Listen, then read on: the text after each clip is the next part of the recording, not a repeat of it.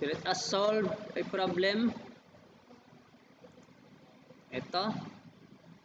So a gas turbine power plant operating on an ideal Brayton cycle has a pressure ratio of 8. The gas temperature is 300 Kelvin at the compressor inlet and 1300 Kelvin at the turbine inlet.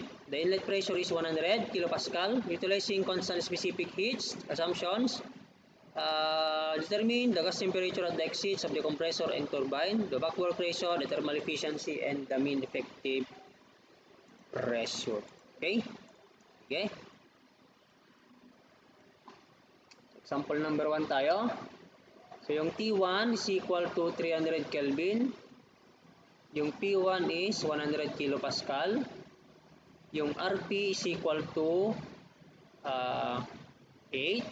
And then hanapin natin yung T2 tsaka T1. Meron pa palang given na isa, yung sa may exit ng combustion chamber daw, 1300 Kelvin, no? So balikan natin yung PV tsaka TS diagram. Ayan. So 1, 2, 3, and then 4. Pero medyo exaggerated, no? Anyway, correct na lang natin mamaya yung PV natin, PV diagram. Based doon sa makukuha nating mga properties. So this is PV diagram. Okay? So T2, hanapin daw natin yung T2. So T2, for letter A, T2 tsaka T4. So exit ng compressor tsaka exit ng turbine. Okay? So yung T2 natin, since yung process 1 to 2 ay constant entropy, so i-apply na natin yung ginamit natin kanina. That is equal to T1 Rp to the K less 1 over K. So 300 and then 8, 0.4 over 1.4, no? Yan.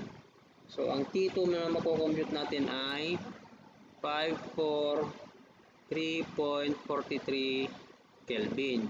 How about yung T4? Ang T4 natin is equal to T3 then Rp raised to K less 1 over K. So T4 is 1,400 to and then 8 raised to 0.4 over 1.4. So bali ang makukuha nating T4 dyan is equal to 717.66 Kelvin. Ayan. Next, anong susunod? Hanapin yung letter B. Back work ratio. Ano ba yung back work ratio na tinatawag? Ang back work ratio na tinatawag, yan yung ratio ng work ng compressor tsaka work ng turbine. Okay, so balikan natin yung schematic diagram. Ito, yung compressor natin, yun yung energy sa may exit minus yung energy sa may inlet. Then, sa may turbine naman natin, ang work ng turbine is equal to the energy ng inlet minus energy ng outlet. Okay, yun yung sa may turbine. So, yung work ng compressor natin therefore is equal to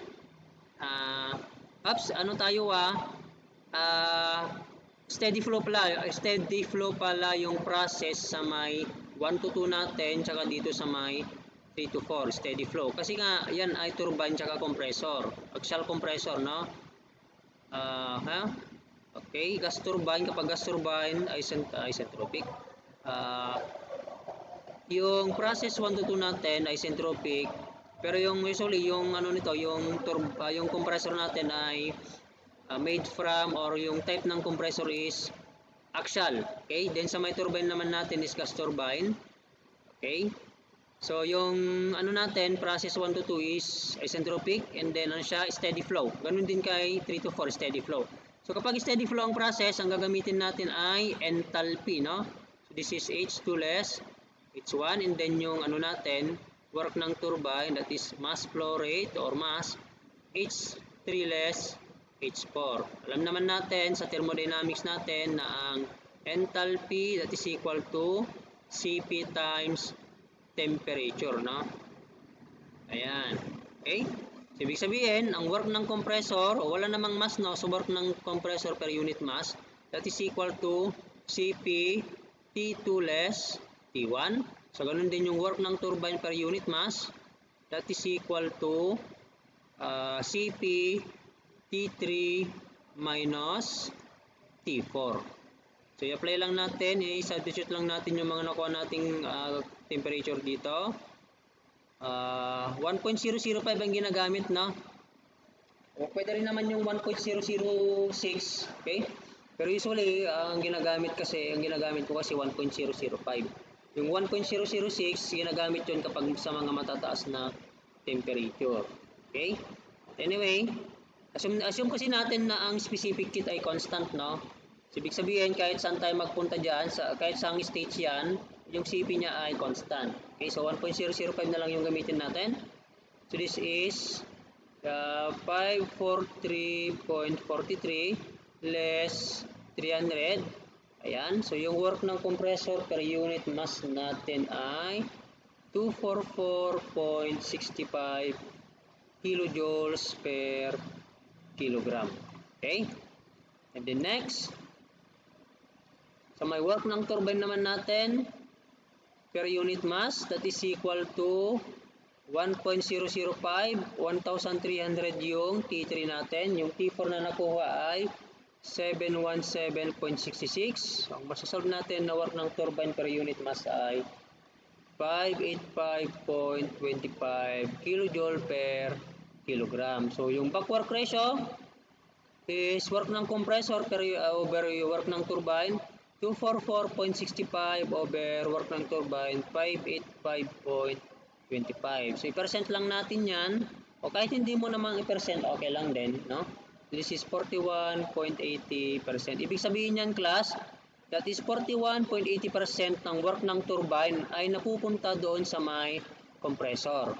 Kasi nga, kung babalikan natin, coupled yung tingnan niyo nasa iisang shaft yung turbine natin tsaka yung compressor. So, ang nangyayari niyan, yung turbine na mismo ang nagpapaikot kay compressor. Kumbaga, part ng work ng turbine na pupunta kay compressor. Yung sobra, yun na yung work net, no? Okay? So, ang sunod, thermal efficiency. Okay, so i-apply na lang natin yung then verify natin mamaya. Yung thermal efficiency is equal to 1 less 1 over Rp raised to K less 1 over K. So, thermal efficiency is equal to 1 less 1 over 8 raised to 0.4 over 1.4. So, compute natin yan. Yan ay, this is 44.80%. So, gamit yung formula na yan. How about kapag gamitan natin ng 1 less QR over QA. Check natin kung parehas. 1 less, kanina? 244.65 and then no. QR pala. Nasolve na ba natin yung QR? O, meron na. QR. Balik tayo dito. Ang QR natin ay wala pa. Wala pa palang QR, no? So, kailangan natin isolve yung QR.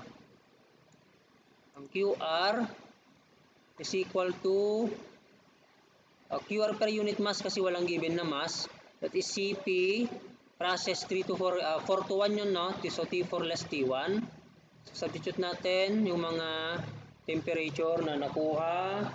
717.66, 300 to. So, yung QR per unit mass is, ano kaya yung QR per unit mass? Yan ay 419.75. So, kilojoule per kilogram siyempre ang unit.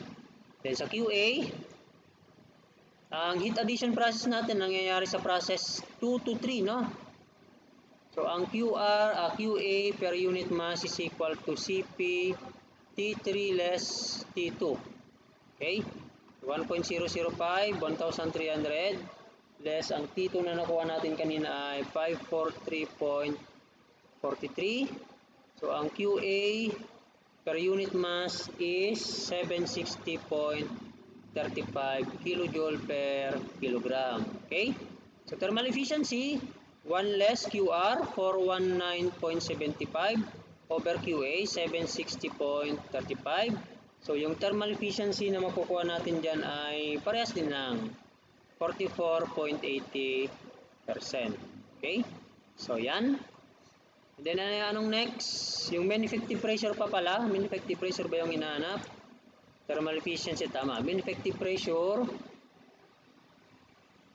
Ang mean effective pressure is equal to the work net over B max less B minimum.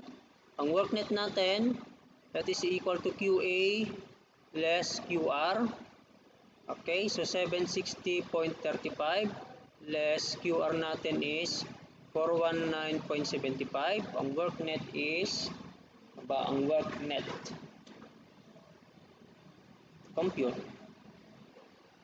This is 340.6 kilojoule per kilogram. How about yung Bmax? Yung Bmax natin, kung babalikan natin yung PV at TS diagram, ito 4. Yung pinakamalayo sa may ito, ayan, so yung pinakamalayo dito, yun yung Bmax. Yung pinakamalapit, yun yung B minimum, ito 2. So B4 less B2. So, paano ba natin susolve yung B4? Paano ba susolve yung B4 at yung B2? Take note na given ang pressure na, so makukuha natin yung, saan na yun? Dito ba yan? Ayan. So may state 1 natin, given yung T1 at yung P1. Then yung, masasolve natin yung specific volume dun sa may 1, state 1. And then masasolve din natin later on yung B2. So from PB equals MRT. So specific volume sa may state 1 is equal to R T1 over P1. Substitute lang natin to. 0.28708 yung R ng air, 300. And then ang P1 natin given 100. So ang B1 is equal to, itong B1 natin, 0.86124 cubic meter per kilogram. How about yung B2? O, balik tayo dun sa process 1 to 2. We have P1, B1 raised to K is equal to P2, B2 raised to K. Kasi nga isentropic yung process doon. So, given naman yung P2 natin over P1 now, that is equal to 8, yung P2 over P1 natin. So, B2 is equal to B1, and then ito ay P1 over P2, 1 over K. So B2, specific volume 2 is equal to, ano to? 0.86124. And then, ang ratio ng P1 over P2 natin is 1 over 8. And then, 1 over 1.4. So, yung specific volume sa my state 2 is 0.1950 cubic meter per kilogram. So, okay na yung ating B2. How about yung B4 natin? Yung B4 natin, ipasok natin si process 1 to 4 para makuha natin si B4. Kasi nga, P1, B1 over T1, yung combined gas law, combined charge sa Cover's law. P4, B4 over T4. Take note, ng process 1 to 4 natin ay constant pressure. So, cancel na to kasi pareha sila ng pressure. So, ang specific volume sa may 4 is equal to, ang B1 natin, 0.86124. And then, ratio ito ng T4 tsaka T1. Ano ba yung T4? 717.66. And then, 300. So, ang B4 natin is equal to, yan ay 2.0603 cubic meter per kilogram. Okay? Now, kunin din natin yung V3 pala para makorek natin yung PV diagram. So, B3, paano ba solve yung V3? O, parehas naman yung ano, di ba? From P2, B2 over T2. Yung process 2 to 3 natin, constant pressure. Okay? So, mawawala to, mawawala yan. Ang V3 natin is equal to V2. Ano na yung V2 natin? Ayun, 0.1950.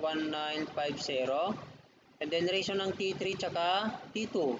So, 1,300 over ang T2 natin is 543.43. So, specific volume 3 is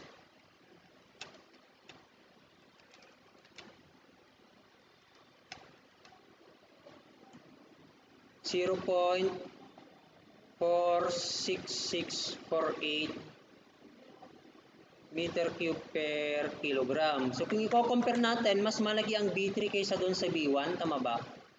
B1, ang B1 natin siya, mas malaki yung B1 kaysa kay B4, B3.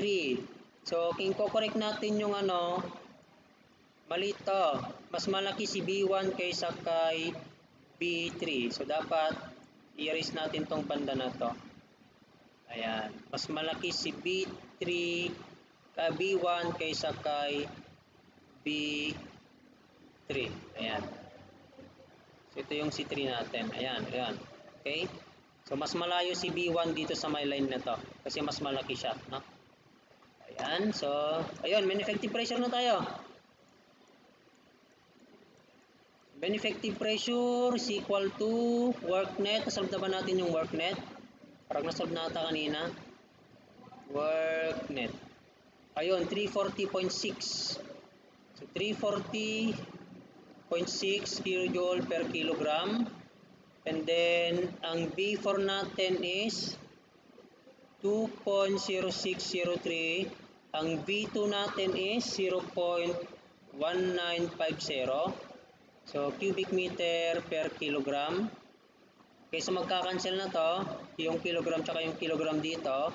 And then yung kilojoule, express natin na lang into kilonewton meter.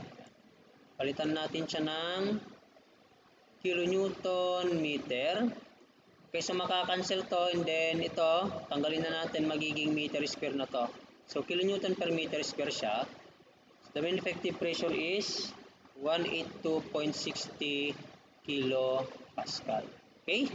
So ganon ang pag-solve ng Brayton cycle gamit ang constant specific heat or yung ginagamitan ng K. Okay? So, thank you.